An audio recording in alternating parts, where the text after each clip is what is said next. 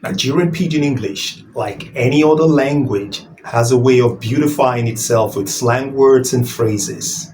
In this book, we explore how the language uses clipping, blending, and coining of words and phrases to give them more creative and artistic meanings. As we know, using slang words and expressions are fads that can change over time. This book, Slang Words and Expressions in Nigerian Pidgin English, will open you to some slang words and expressions that have stood the test of time and others that are trending these days in Nigerian Pidgin English. This book comes in 3 different formats. Click on the provided link to get a format that resonates with you. Should you know anyone with whom you think would benefit from this book, please share the link with them. Thank you for your patronage.